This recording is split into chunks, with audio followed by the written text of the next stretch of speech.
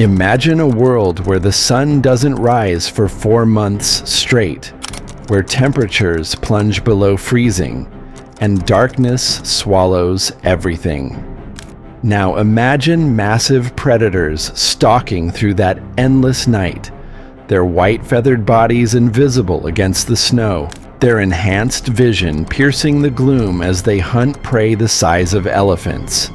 This isn't science fiction. This is the prehistoric Arctic, and the dinosaurs that lived here were unlike anything you've ever imagined. Most people picture dinosaurs in steaming jungles beneath a blazing sun. But 70 million years ago, some of the most terrifying creatures to ever walk this planet thrived in the frozen darkness of the polar regions. These weren't your typical dinosaurs. They were evolutionary masterpieces, forged by the most extreme environment on Earth. And if you think T.rex was terrifying, wait until you meet its Arctic cousin. Before we journey into this frozen nightmare, hit that like button and subscribe, because what you're about to discover will completely change how you see the prehistoric world. Trust me, you won't want to miss what's coming. Let's set the stage. The Arctic, 70 million years ago, during the late Cretaceous period. This wasn't the frozen wasteland we know today, but it was still a nightmare for survival.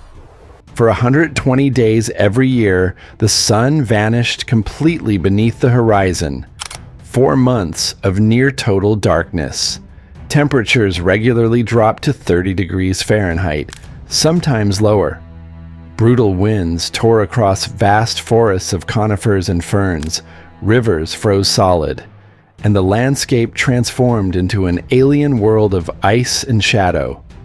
But here's what's truly mind-blowing. Life didn't just survive here, it thrived. And not small creatures hiding in burrows, but some of the largest, most powerful animals the planet has ever seen. Dinosaurs that chose to stay in the Arctic year-round, refusing to migrate south as common sense would dictate. To understand how this was possible, we need to meet the foundation of this ecosystem, the creature that made the Arctic dinosaur world function. The herbivore is so incredibly adapted to this harsh environment that it became the primary food source for everything else that walked on 2 legs and hunted. Edmontosaurus. If any dinosaur deserves to be called the symbol of the prehistoric Arctic, it's this one. Not because it was fierce or rare, but because it achieved something scientists once thought impossible. Thriving year-round in conditions that should have been a death sentence. Picture a creature 39 feet long, weighing as much as a full-grown African elephant. At first glance, Edmontosaurus doesn't look particularly special. It's not a predator. It doesn't have massive horns or armored plates. It has a broad, duck-like bill and a thick, heavy body supported by powerful hind legs. From a distance, it might even seem boring. But Edmontosaurus possessed one of the most sophisticated survival systems ever evolved. Behind that duck-like beak lay hundreds of teeth arranged in what paleontologists call dental batteries. These weren't simple teeth like ours. They were constantly replacing vertically stacked grinding machines capable of processing the toughest, most fibrous vegetation imaginable. Conifers, ferns, woody shrubs, and even plant material so tough that other herbivores couldn't touch it. Edmontosaurus could eat it all. In the Arctic, where the growing season lasted only a few short months, this wasn't just useful, it was essential for survival. Edmontosaurus wasn't picky. It couldn't afford to be. When winter came, and most plants stopped growing, it survived on whatever it could find. Bark, dead vegetation, frozen plant matter. Its digestive system was a biological furnace, extracting every possible calorie from food that other animals would starve trying to process. But the most shocking discovery about Edmontosaurus isn't its teeth. It's what fossil evidence tells us about its life cycle. In the geological layers of northern Alaska, paleontologists have found Edmontosaurus fossils in staggering numbers: adults, juveniles, and most significantly, hatchlings. Tiny baby Edmontosaurus, barely out of their eggs, were found in the same frozen ground as their parents. This changes everything. It means Edmontosaurus wasn't just passing through the Arctic. It was breeding here, raising its young in one of the harshest environments on the planet. Think about the implications. A mother Edmontosaurus would lay her eggs knowing that her babies would emerge into a world where winter could arrive at any moment, where darkness would reign for months, where predators hunted in conditions perfectly suited to killing. Yet they stayed, generation after generation, for millions of years. Scientists believe Edmontosaurus may have possessed a unique metabolic system, somewhere between cold-blooded and warm-blooded. Not quite a mammal, but not a typical reptile either. Its massive size helped tremendously. With a lower surface area to volume ratio, Edmontosaurus could retain body heat far more efficiently than smaller animals. Every calorie it consumed through those incredible teeth was converted into thermal energy, keeping its core temperature stable even when the Arctic night stretched on for months. Some researchers suggest Edmontosaurus may have had thick skin, possibly with some form of insulating body covering. Not feathers like the predators we'll meet shortly, but perhaps thick, fibrous integument that traps air and reduces heat loss. But Edmontosaurus had one more survival strategy: numbers. These dinosaurs traveled in massive herds, sometimes hundreds strong. Moving together through the Arctic forests, their combined body heat created microclimates that made survival just a little more bearable. In the darkness, they stayed close, using vocalizations and perhaps even touch to maintain herd cohesion when visibility dropped to nearly zero.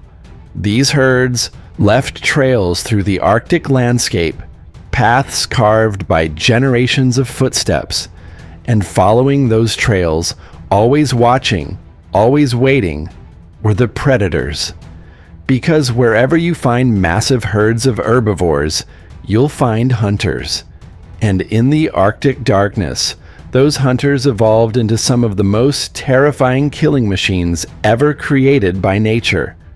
When people think of terrifying dinosaur predators, one name dominates: Tyrannosaurus rex, the tyrant king, the ultimate apex predator of the prehistoric world, with the most powerful bite force ever measured in a land animal. In popular culture, nothing compares to T.rex. But here's something most people don't know. In the frozen Arctic, there was a relative of T.rex that was in many ways even more dangerous. Meet Nanoxaurus hoaglundi, the polar bear lizard. Now, compared to T.rex, Nanoxaurus was smaller, about 20 feet long, weighing roughly 2,200 pounds. Put them side by side, and Nanoxaurus would look like a miniature version of its famous cousin, maybe 8 to 9 times lighter, noticeably less imposing. But size isn't everything, especially not in the Arctic. Nanoxaurus had a leaner, more balanced body structure. Its proportionally longer legs gave it greater agility and more energy-efficient movement than the massive T.rex. In an environment where every calorie counted, where prey was scarce, and winter lasted for months, Nanoxaurus couldn't afford to be a lumbering giant. It needed to be efficient, calculated, precise, and it was covered in feathers, thick, multi-layered insulation that trapped body heat and allowed it to function in temperatures that would have killed its southern relatives. Paleontologists believe these feathers were likely white or pale gray, providing perfect camouflage against the snow and ice. Imagine the horror. You're an Edmontosaurus, grazing in the dim Arctic twilight. And suddenly, a white ghost materializes from the darkness, jaws open, moving with terrifying speed. But perhaps the most significant adaptation of Nanosaurus was something even more fundamental. It was almost certainly warm-blooded. The evidence suggests that Arctic tyrannosaurs maintained constant internal body temperatures, just like modern mammals and birds. This gave them an enormous advantage. While cold-blooded predators would become sluggish in Arctic temperatures, Nanosaurus remained active, alert, and deadly, no matter how cold it got. The skull of Nanosaurus carried all the classic tyrannosaur traits. Powerful jaws lined with curved, serrated teeth designed to tear flesh and crush bone. A bite force that, while smaller than T.rex's, was still more than capable of killing any herbivore in the Arctic. But what really set Nanosaurus apart was its brain. Relative to body size, Nanosaurus had one of the most developed brains of any tyrannosaur. Its intelligence was comparable to some of the smartest modern birds. This wasn't a mindless killing machine, operating on instinct alone. This was a calculating predator capable of problem-solving, learning, and adapting its hunting strategies.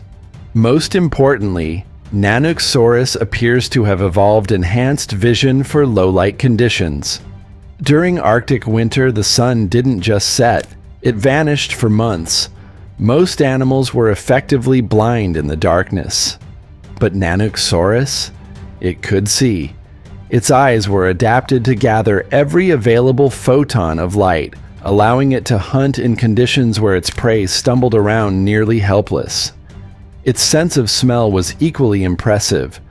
Analysis of Nanosaurus skull fossils shows enlarged olfactory bulbs, the brain regions responsible for processing scent. In the darkness, when sight became limited, Nanosaurus could track prey by scent alone, following trails through the forest with deadly accuracy. The Arctic environment also shaped Nanosaurus's hunting behavior in profound ways. In southern regions, where T.rex lived, prey was abundant. A failed hunt wasn't the end of the world. There would be other opportunities. But in the Arctic, every hunt mattered. Food scarcity meant that failing to secure prey could literally mean starvation. This created a predator that was more aggressive, more risk-taking, and more relentless than any southern tyrannosaur. Nanosaurus couldn't afford to be cautious. It had to be bold, even reckless. If an opportunity presented itself, even a risky one, Nanosaurus would take it, because not taking it might mean death. Some researchers believe that if you could somehow transport T.rex and Nanosaurus to the same environment and pit them against each other, T.rex might win a confrontation through sheer size and power. But in the Arctic, with its darkness, cold, and prolonged scarcity, Nanosaurus was the perfect predator. Engineered by millions of years of evolution to survive and hunt in conditions that would kill almost any other large carnivore.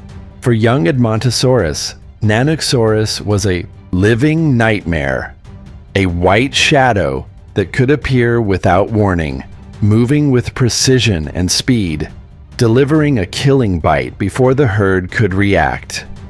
Even full-grown adults weren't entirely safe. A weakened individual, separated from the herd, stood little chance against an experienced Nanosaurus. But as terrifying as Nanosaurus was, it wasn't the only predator in the Arctic darkness. There were others, smaller, faster, and in some ways even more dangerous. Not every threat in the prehistoric Arctic came in the form of a massive apex predator. Sometimes, the greatest danger came from creatures that were smaller, faster, and far more intelligent than anything that had a right to be. Enter Troodon, the nightmare you didn't see coming. At first glance, Troodon doesn't look particularly intimidating. About 8 feet long, standing roughly 3 feet tall, weighing maybe 110 pounds. Next to giants like Edmontosaurus or even Nanuqsaurus, Troodon seems almost insignificant. Easy to overlook. Easy to underestimate. That would be a fatal mistake. Troodon possessed one of the highest brain-to-body size ratios of any known dinosaur. Its brain was exceptionally large and complex, particularly in regions responsible for processing information, motor coordination, and quick decision-making. This wasn't a creature operating on instinct alone. Troodon could think, plan, and adapt its behavior based on circumstances. Its body was built for speed and agility. Long, powerful legs allowed for explosive bursts of acceleration and rapid changes in direction. A lightweight skeleton meant it could move efficiently without wasting energy. Short but highly flexible forelimbs could grasp and restrain prey during the critical moments of an attack. But the most dangerous weapon Troodon carried was on its feet. Each hind leg bore a large, curved, razor-sharp claw that could be lifted off the ground while running. This wasn't a claw for locomotion. This was a weapon. When Troodon attacked, it would channel its entire body weight into that claw, driving it deep into the body of its prey, causing massive internal damage and blood loss in seconds. Troodon's eyes were enormous, set far apart on its skull, providing exceptional binocular vision. This gave it incredible depth perception and the ability to see in extremely low light conditions. In the Arctic darkness, when most animals were essentially blind, Troodon could navigate, hunt, and kill with precision. But what made Troodon truly terrifying wasn't its physical attributes, it was its behavior. Many researchers believe Troodon hunted in packs, small, coordinated groups that worked together with tactical sophistication. Picture this: a herd of Edmontosaurus moving through the Arctic twilight. They're vigilant, watching for threats, staying together for safety. Then, from the darkness, a single Troodon appears, deliberately making noise, creating a disturbance. The herd reacts, moving away, breaking formation, slightly. That's when the others strike, emerging from multiple angles, targeting the weakest individuals, attacking with coordinated precision. This wasn't the overwhelming power of Nanuqsaurus. This was surgical, efficient, and absolutely deadly. The Arctic environment forced Troodon to be aggressive and opportunistic. It couldn't afford to be picky about food. Juvenile dinosaurs, small animals, eggs, carrion. Troodon would eat anything. This dietary flexibility made it particularly successful in the harsh Arctic ecosystem, where being specialized could mean starvation. Fossil evidence suggests that Troodon may have been remarkably aggressive, even by dinosaur standards. Competition for food in the Arctic was intense, and Troodon had to be willing to fight for every meal. Confrontations between Troodon individuals were likely common, with the most aggressive and successful hunters passing their genes to the next generation. For Nanuqsaurus, Troodon represented competition. These smaller predators could harass a feeding Nanuqsaurus, stealing scraps, testing boundaries. For herbivores, Troodon was a constant threat, not as immediately lethal as a tyrannosaur, but far more persistent and unpredictable. And Troodon wasn't alone in filling this ecological niche. There were others, equally dangerous in their own ways. When Jurassic Park introduced the world to raptors, it created a cultural phenomenon. The idea of intelligent, pack-hunting, terrifyingly lethal dinosaurs captured public imagination like nothing else. While the movies exaggerated certain details, they were based on very real science. Dromaeosaurs, the raptor family, were genuine nightmare fuel, and they lived in the Arctic. Dromaeosaurus, the namesake of the entire raptor family, was about 5 to 6 feet long, standing under 20 inches tall, and weighing roughly 33 pounds, compact, efficient, and absolutely lethal. Its body was covered in feathers that provided insulation against Arctic temperatures, while also serving for communication and display. Unlike Troodon, which relied heavily on intelligence and pack tactics, Dromaeosaurus was built for direct, explosive violence. Its skull was short but powerful, with robust jaws containing large, flesh-rending teeth designed for crushing bone and tearing meat. Where Troodon might outthink its prey, Dromaeosaurus simply overpowered them through sheer ferocity.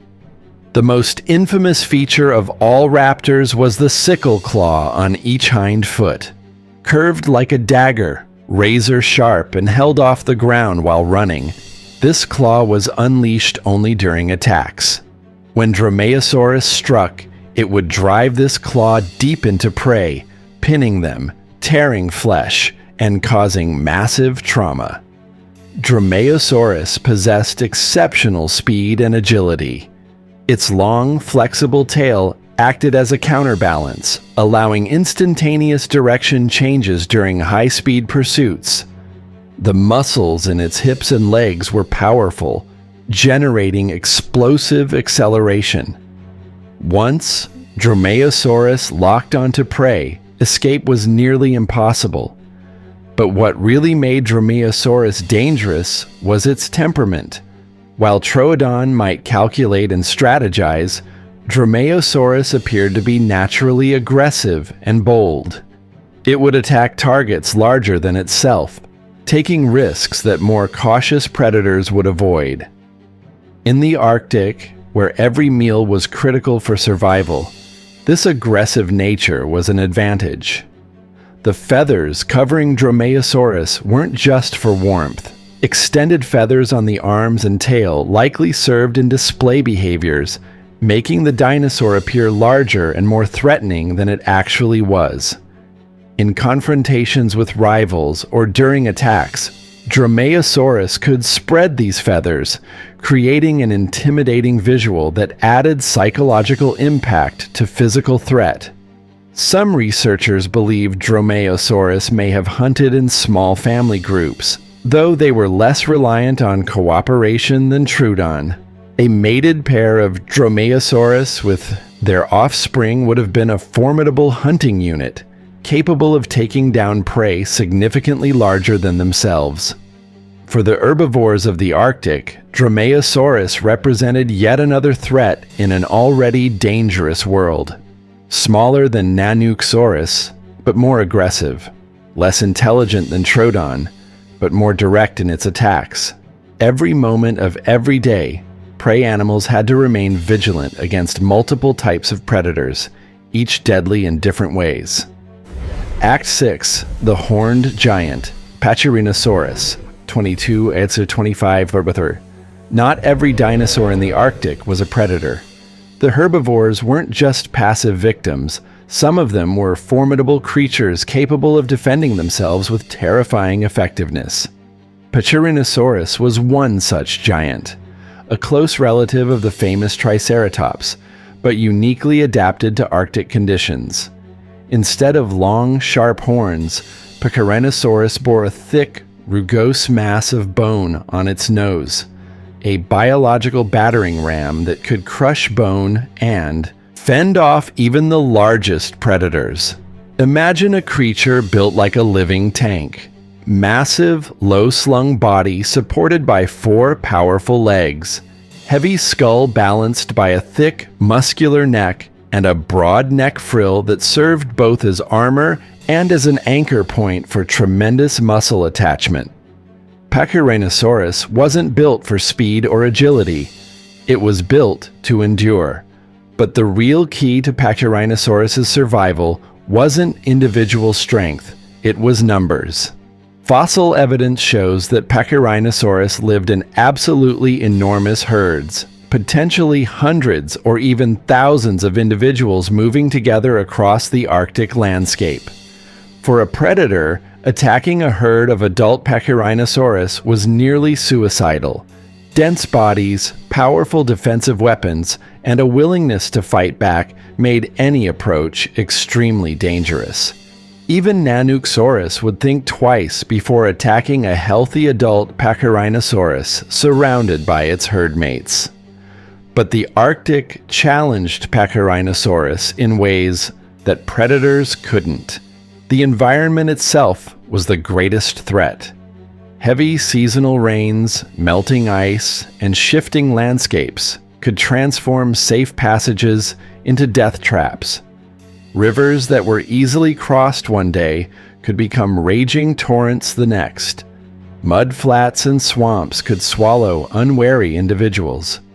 Paleontologists have discovered bone beds containing hundreds of Pachyrhinosaurus fossils, adults, juveniles, babies, all jumbled together in the same geological layer. These represent catastrophic events where entire herds were caught in sudden disasters, floods, mudslides, and the collapse of river ice.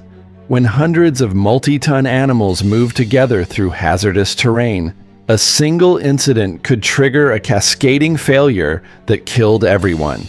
Yet despite these risks, Pachyrhinosaurus persisted in the Arctic for millions of years. The strategy of living in massive herds, while occasionally disastrous, was still the best option for survival. The odds of any individual being killed by predators were dramatically reduced when surrounded by hundreds of other targets. And when disasters did occur, they were rare enough that the population as a whole survived. For the ecosystem, Pachyrhinosaurus played a crucial role. These enormous herds consumed vast quantities of vegetation, shaping the landscape. When they weakened or died, they provided food for the predators, particularly during the brutal Arctic winters when hunting was most difficult. We've met the players, the herbivores and predators, the giants and the cunning hunters. But all of them, every single one, faced the same ultimate challenge: Arctic winter. Winter in the prehistoric Arctic wasn't just a season. It was a trial by ice and darkness that lasted for months. The sun didn't rise, the temperature plunged, vegetation stopped growing, food became desperately scarce. In that world, survival wasn't about being the strongest or the fastest. It was about endurance. For herbivores, like Edmontosaurus, winter meant finding whatever food remained and extracting every possible calorie from it. Those incredible dental batteries worked overtime, processing frozen vegetation, tree bark, anything that could provide energy. Their massive bodies became their salvation. Stored fat reserves and efficient heat retention allowed them to survive when smaller animals would have frozen or starved. For predators, winter was even more brutal. Prey became scarce and hyper-vigilant. Every hunt became a gamble. Nanuqsaurus couldn't afford prolonged chases that burned precious calories. It had to choose targets carefully, wait patiently, and strike with precision. A single mistake, an injury, a failed hunt, could mean death by starvation. Troodon and Dromaeosaurus faced similar pressures. Their smaller size meant they had less energy reserves but also needed less food. They became even more opportunistic, scavenging whenever possible, attacking smaller prey, and stealing from each other. Competition intensified. The weak died. Only the most adaptable survived. So which of these incredible creatures impressed you most? Was it the intelligent Troodon, the terrifying Nanuqsaurus, or the incredibly resilient Edmontosaurus? Let me know in the comments below. And if you enjoyed this journey into the prehistoric Arctic, make sure you're subscribed because we're just getting started exploring the most fascinating mysteries of the ancient world. The dinosaurs may be gone, But their legacy, their ability to adapt, to survive, to thrive against impossible odds, continues to inspire us. They show us that life, when challenged, doesn't just endure. It evolves, it overcomes, it becomes something extraordinary. Thanks for watching, and I'll see you in the next one.